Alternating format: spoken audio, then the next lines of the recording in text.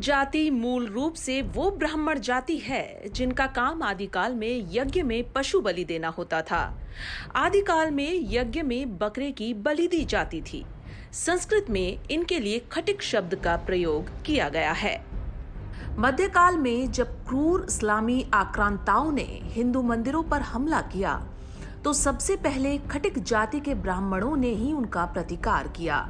राजा और उनकी सेना तो बाद में आती थी। मंदिर परिसर में रहने वाले खटिक ही सर्वप्रथम उनका सामना करते थे। तैमूर लंग को दीपालपुर व अजोधन में खटिक योद्धाओं ने ही रोका था और सिकंदर को भारत में प्रवेश से रोकने वाली सेना में भी सबसे अधिक खटिक जाति के ही योद्धा थे। तैमूर खटिकों के प्रतिरोध से इतना भयाक्रांत हुआ कि उसने सोते हुए हजारों खटिक सैनिकों की हत्या करवा दी और 1 लाख सैनिकों के सिर का ढेर लगवाकर उस पर रमजान की 13वीं तारीख पर नमाज अदा की। मध्यकालीन बर्बर दिल्ली सल्तनत में गुलाम, तुर्क, लोधी वंश और मुगल शासनकाल में जब अत्याचारों की मारी हिंदू जातियां मौत या इस्लाम का चुनाव कर रही थी तो खटिक जाति ने अपने धर्म की रक्षा और बहु बेटियों को मुगलों की गंदी नजर से बचाने के लिए अपने घर के आसपास सुअर बांधना शुरू किए। इस्लाम में सुअर को हराम माना गया है। मुगल तो इसे देखना भी हराम समझते थे और खटिकों ने मुस्लिम शासकों से बचाव के लिए सुअर पालन शुरू कर दिया। उसे उन्होंने हिंदू के देवता विष्णु के वराह अवतार के रूप में लिया। मुस्लिमों की गौ हत्या के जवाब में खटिकों ने सुअर का मांस बेचना शुरू कर दिया और धीरे धीरे ये स्थिति आई कि वो अपने ही हिंदू समाज में पददलित होते चले गए। दुर्भाग्य से कल के शूरवीर आज अछूत और दलित श्रेणी में हैं। 1857 की लड़ाई में मेरठ और उसके आसपास अंग्रेजों के पूरे परिवारों को मौत के घाट उतारने वालों में खटिक समाज सबसे आगे था। इससे गुस्साए अंग्रेजों ने 1891 में पूरी खटिक जाति को ही वांटेड और अपराधी जाति घोषित कर दिया था। जब आप मेरठ से लेकर कानपुर तक 1857 के विद्रोह की कहानी पढ़ेंगे तो रोंगटे खड़े हो जाएंगे। जैसे को तैसा पर चलते हुए खटिक जाति ने न केवल अंग्रेज अधिकारियों बल्कि उनकी पत्नी, बच्चों को इस निर्दयता से मारा कि अंग्रेज थर्रा उठे। क्रांति को कुचलने के बाद अंग्रेजों ने खटिकों के गांव को सामूहिक रूप से फांसी दे दी और बाद में उन्हें आपराधिक जाति घोषित कर समाज के एक कोने में ढकेल दिया।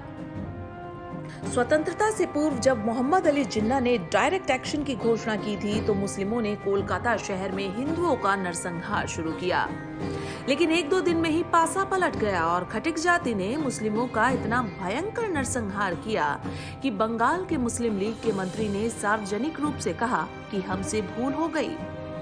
बाद में इसी का बदला मुसलमानों ने बांग्लादेश में स्थित नोआखाली में लिया। आज हम आप खटिकों को अछूत मानते हैं क्योंकि हमें उनका सही इतिहास नहीं बताया गया है, उसे दबा दिया गया है। दलित शब्द का सबसे पहले प्रयोग अंग्रेजों ने 1931 की जनगणना में डिप्रेस्ड क्लास के रूप में किया था।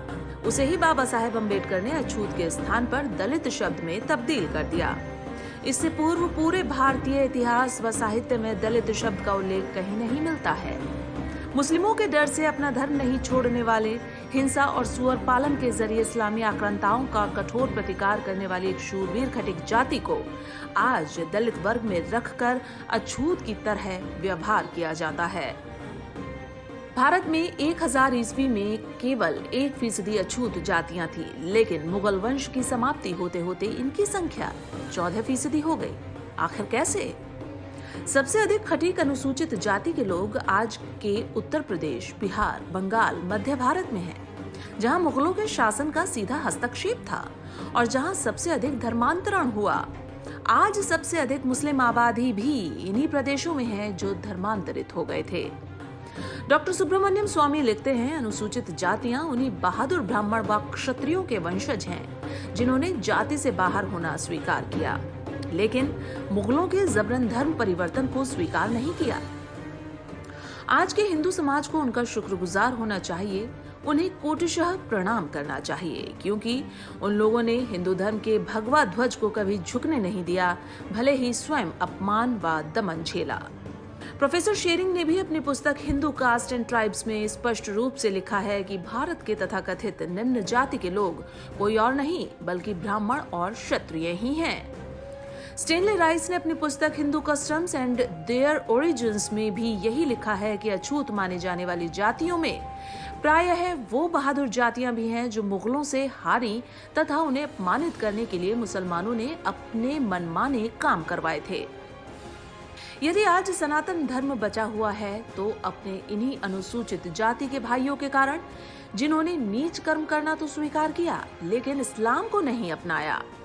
धन्य है हमारे ये भाई जिन्होंने पीढ़ी दर पीढ़ी अत्याचार और अपमान सहकर भी हिंदुत्व का गौरव बचाए रखा और स्वयं अपमानित और गरीब रहकर भी हर प्रकार से भारतवासियों की सेवा की है। खटीक जाति की इस वीरता का सनातन धर्म सदैव ऋणी रहेगा। जय राम, जय भीम।